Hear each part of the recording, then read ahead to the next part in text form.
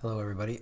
Welcome to the Political Vigilante. My name is Graham Elwood. I wanted to talk about it's a Monday morning, um, and September 25th, and there was an article in the Washington Post, and it's entitled, "If Anyone Can Hear Us, Help. Puerto Rico's Mayor Describes Widespread Devastation from Hurricane Maria." So I want to go in a little bit of the statistics on what's going on in Puerto Rico and the U.S. Virgin Islands, and and then there's another article in Huffington Post that lists all of the different ways you could potentially help.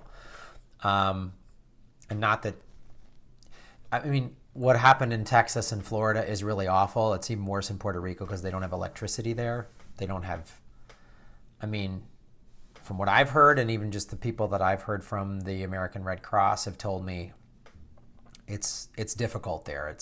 It's Florida and Texas, while it's tough and the devastation is huge, and I'm not minimizing anybody that's lost their home there at all. This isn't like a competition, like who's suffered more. It's just what's going on in Puerto Rico really needs to be discussed because they just don't have the infrastructure. It's just an island. So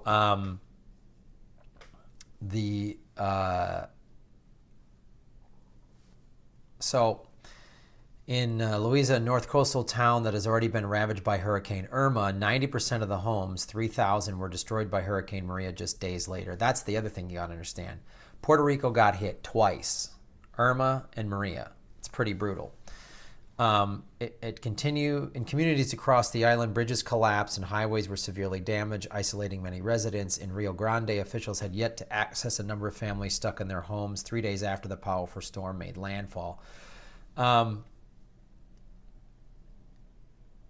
The mayor, Ramon Hernandez Torres, the mayor of the southern city of Juana Diaz, took a long pause, his voice catching and his eyes filled with water. It's a total disaster.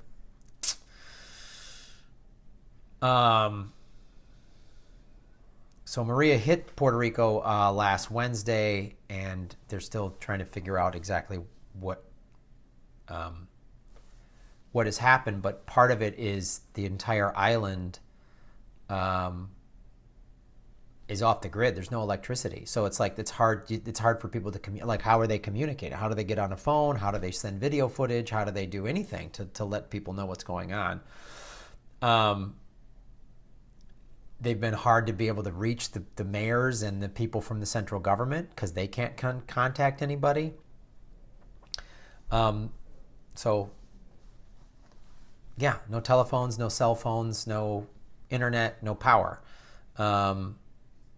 Power lines are blocked.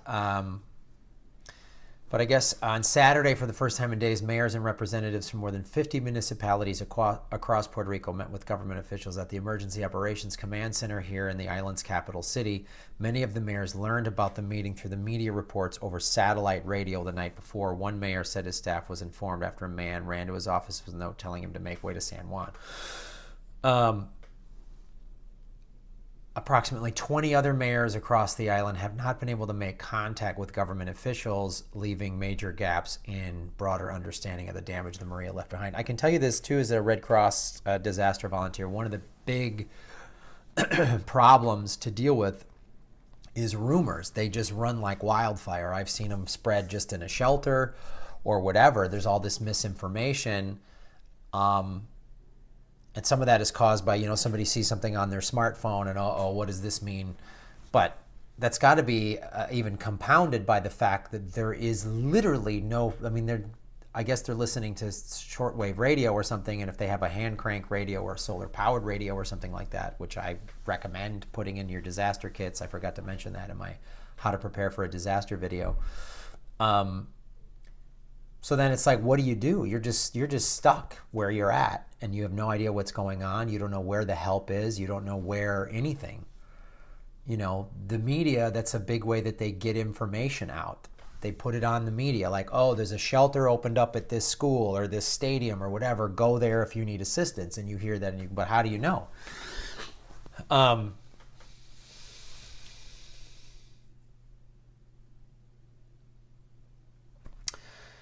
One mayor said there is horror in the streets. People are actually becoming prisoners in their own homes. This is San Juan Mayor Carmen Yulin Cruz. Jesus.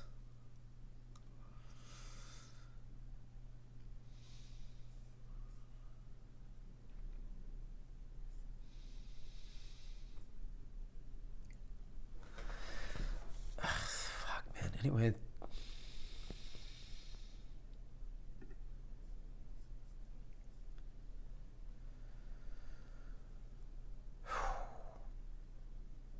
So here's some ways that you can help, and I'll put the links to both of these articles below. There's an organization, GlobalGiving. So in the Huffington Post, there'll be two links below in the show notes. One is the article that I was just reading in the Washington Post that'll give you information what's going on. The second one is a Huffington Post article.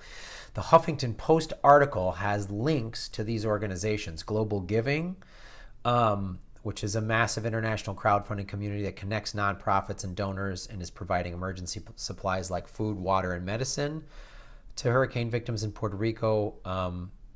All donations to this fund exclusively support hurricane relief and recovery efforts in the Caribbean. And then UNICEF. 90% of every dollar goes to helping the kids. You can help UNICEF. Then there's United for Puerto Rico. The First Lady of Puerto Rico has teamed up with corporate behemoths like Coca-Cola, Walmart, Burger King to help provide aid to hurricane victims. You can donate to their campaign here. Students with Puerto Rico, the Salvation Army, and of course the American Red Cross. Do some research on these organizations and give if you can. And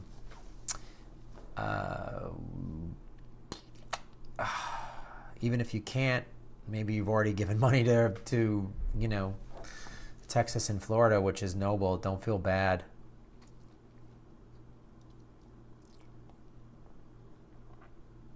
Every little bit helps.